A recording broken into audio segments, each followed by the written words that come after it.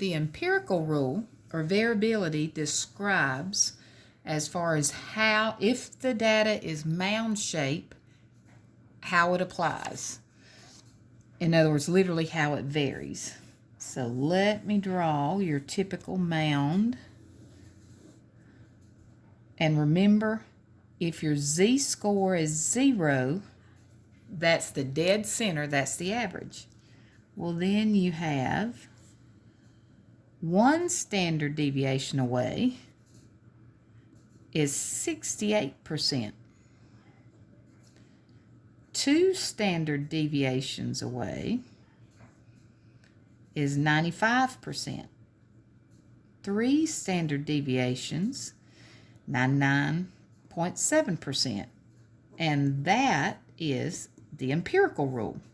Now remember, according for this to work, it has to be, the key is mound shaped.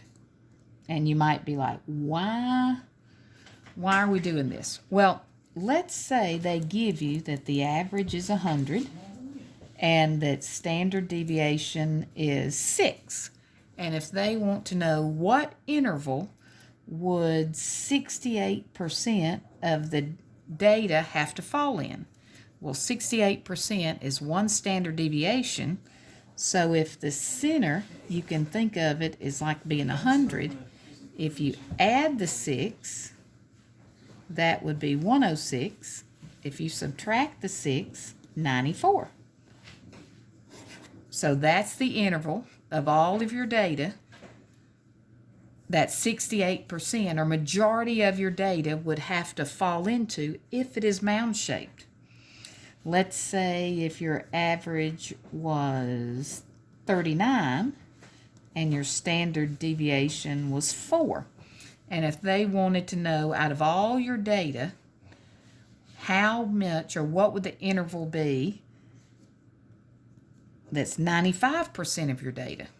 Well, 95% is 2 standard deviations. So if your middle is 39 and you want to go up 2 standard deviations, well, 1 would be 4, 2 would be 8. So if you add 8 to 39, 47. If you subtract 8 from 39, 31.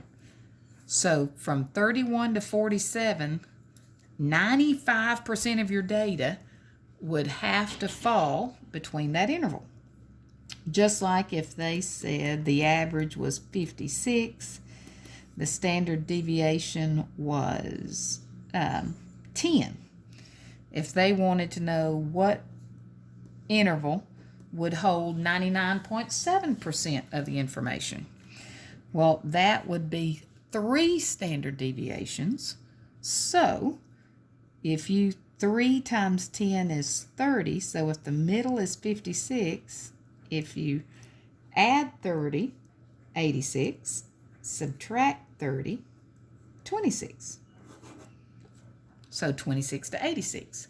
Now they could reverse it a little bit. Let's say if they gave you maybe, let's say we'll do it over here. Yeah, I got space. Let's say the average is 51. The standard deviation is 7.